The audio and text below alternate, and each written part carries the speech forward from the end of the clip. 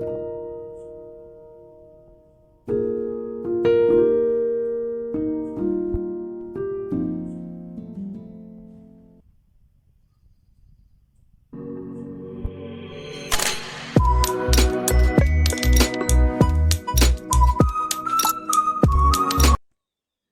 everyone, how are you?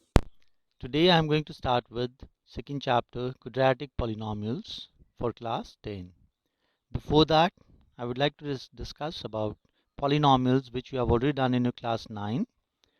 So, an expression of the form a naught, a0 or a naught into x raised to power n plus a1 into x raised to power n minus 1 plus a2 into x raised to power n minus 2 plus so on plus an, where a naught, a1, a2, so on, an are real numbers, and the powers n, n minus 1, n minus 2, so on, these are all whole numbers.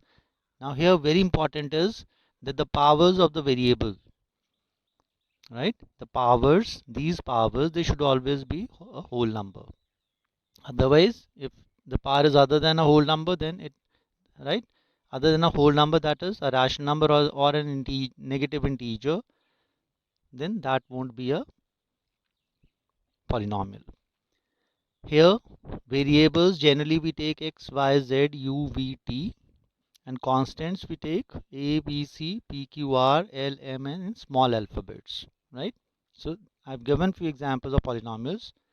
3x raised to power 5 plus 7x cube minus 10.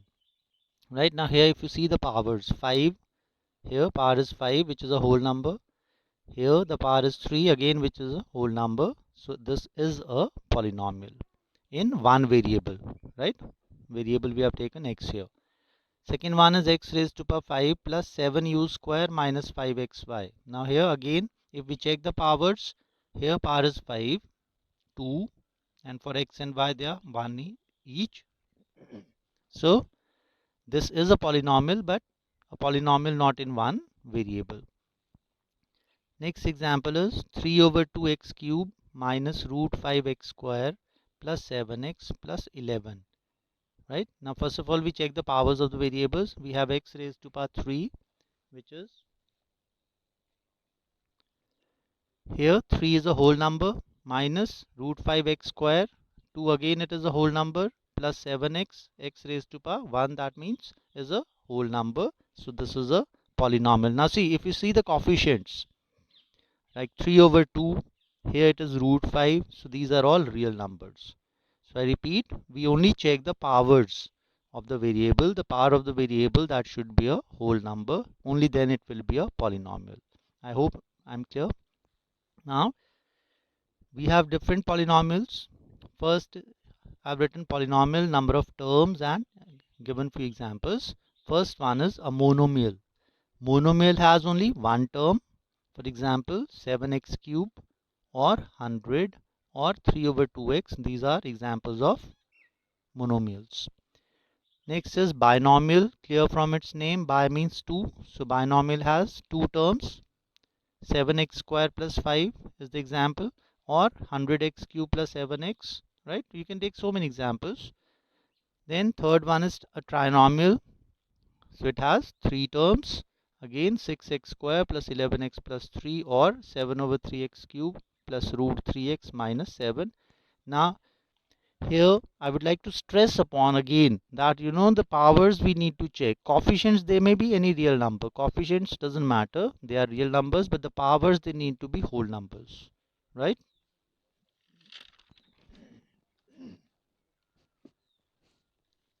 Now I come to degree of a polynomial in one variable is the highest power of the variable, right? Degree of a polynomial in one variable is the highest power of the variable.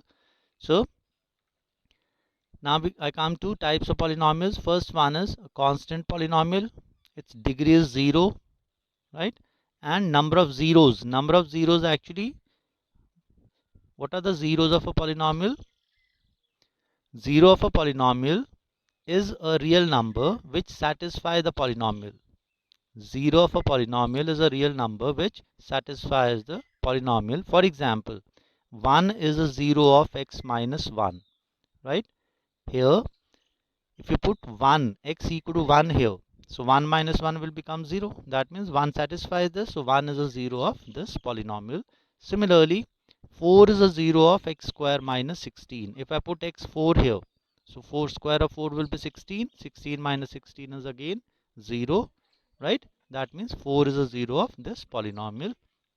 So I come to again which we were starting earlier. First one is constant polynomial. Its degree is 0, right? That is, we have only a constant, that is any real number. No variable will be involved, right? Because why we are writing the degree as 0? Because if we have, suppose, the constant polynomial, say 3 over 2. So I can write it as 3 over 2 multiplied by x raised to power 0, right? So 0 will be the degree. Second is a linear polynomial. So degree will be 1, right? And whatever is the degree of a polynomial, it will have those many zeros. So if degree is 1, it will have 1 0. A quadratic polynomial has degree 2, so it has 2 zeros. Cubic polynomial has degree 3, it has 3 zeros. And a biquadratic polynomial, it has degree 4, so it has 4 zeros. So whatever is the degree of the polynomial, it will have those many zeros. Now let's come to a question.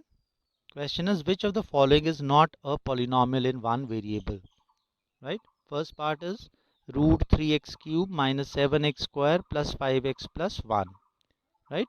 So I told you earlier, we need to check the powers only. The coefficients are rational numbers or irrational numbers. That is, coefficients are real numbers. So we are just going to check the powers. So here we have root 3x cube. This 3 is a whole number. Minus 7x square, 2 is a whole number. Plus 5x, that is, we can have x raised to power 1, which is again a whole number. So this is a polynomial. Second is 3 over 2x raised to power 10 minus 7x cube plus 8. Now again check the powers of the variable. So here power is 10, here it is 3. Both are whole numbers. So again, yes, it is a polynomial. Third example is 3x square plus 7 upon x plus 5. Now see, you have two ways to simplify. Either you take this x to the numerator, it will become x raised to power minus 1, right? X raised to power minus 1. Minus 1 is not a whole number. So that means this is not a polynomial. Or if you take LCM, right? If you take LCM, LCM will be x. You get 3x cube plus 7 plus 5x whole upon x. So again, it is not a polynomial. That will become a rational expression. Fourth one is 7x square plus 5 root x minus 8. Right? Now, if you check the powers here, 2 is a whole number. For square root, the power is 1 over 2. Now again, 1 over 2 is not a whole number. So this is not a polynomial. So you may be thinking why I am discussing this for class 10, because you have already done in class 9. But this year in a board exam, the question based on this type was asked for 1 mark, that you had to, where the student had to give the answer that which of those were quadratic polynomials. So now I actually come to the actual topic, your chapter 2nd, that is quadratic polynomial, right?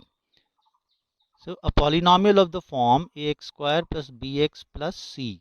A polynomial of the form ax square plus bx plus c, where a, b, c are real numbers and a is not equal to 0.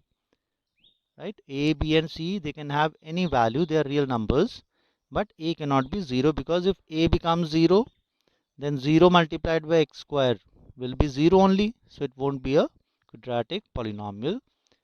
So a polynomial of the form ax square plus bx plus c, right, where a, b, c are real numbers and a is not equal to 0, is a quadratic polynomial. Now see the coefficients. We always take coefficient of x square as a, coefficient of x as b, and the constant term as c, right? If the terms are not arranged like this, then we have to arrange in the form. First of all, we should have the term containing x square, then the term with x, and the constant term. So I've given few examples here. first one is 6x square minus x minus 2, right? Here, see, the degree is 2, right? And the smaller power of x is 1. So it is of the form ax square plus bx plus c, right? I repeat, to check whether the given polynomial is a quadratic polynomial or not, the degree should be 2 first of all. That is, the highest power of x should be 2. And if you have any other power of x, that can be 1. So degree 2 means highest power of the variable. Of course, polynomial may be in x or y or z or whichever variable, but the highest power of that variable should be 2. And if you have any other power of x or y or the variable, that can be 1. So first example is 6x square minus x minus 2. Second one is 6x square minus 7x minus 3. Right, now if you see here, the highest power is 2 and other power if we have, that is 1 here.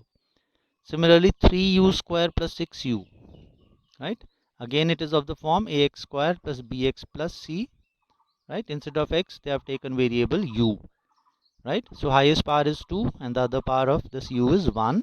Now here, how do you compare it with ax square plus bx plus c? This is for a, I can take 3, b is, right, the coefficient of x or the coefficient of u, that is 6, and c we can take 0 here. Similarly, 2x square minus 1 minus x. Now we need to rearrange. So 2x square minus x minus 1, and then we can write the values of a, b and c. And last example is t square minus 15. Now of course again it is of the form ax square plus bx plus c, right? It is a quadratic polynomial because highest power is 2 and you don't have any other power of t. So yes, highest power should be 2. That is important. So it is a quadratic polynomial. Here a will be 1. Now you don't have the term containing t, so b will be 0 and c will be minus 15, right? So we discussed this earlier also. Whatever is the degree of the polynomial, it has those many zeros. So a quadratic polynomial has at most 2 zeros. A quadratic polynomial has at most 2 zeros because its degree is 2, right? And generally we denote these zeros by alpha and beta, right? Alpha and beta, we are taking the zeros of this quadratic polynomial. Now we come to find the number of zeros from the graph of y is equal to p of x. Now please listen carefully. I am saying to find the number of zeros from the graph of y is equal to p of x. Now this shows that the polynomial is in x, right? If the polynomial is in x, then we need to check at how many points does the graph intersect the x-axis, right? If polynomial is in x, then check at how many points does the graph intersects the x-axis. So here the graph intersects the x-axis at 1, 2, 3, 4 points. So it has 4 zeros, right? Similarly, here the graph intersects the x-axis at 1, 2 and 3 points. So it has number of zeros is 3, right? And also we can write the zeros, these points. Now the graph intersects it at minus 2, 1 and 3. So zeros are minus 2, 1 and 3, right? So question can be asked, how many zeros does this have, or write the zeros. So zero, for writing the zeros we can check these numbers. So here that is minus 2, 1 and 3. Similarly here the graph of this y is equal to px does not intersect x-axis at all. So it has no zero, right? Similarly here the graph intersects the x-axis at 1, 2, 3 and 4 points. So it has number of zeros is 4 and the zeros are minus 4, minus 3, 1 and 3, right? Now if it had been, the polynomial would have been x is equal to p of y, right? Then you will check the graph intersects the y-axis at how many points. But in your textbook they have given for the graphs that are given for the polynomial y is equal to p of x or y is equal to f of x. That is, the polynomial is in x. We need to check from here.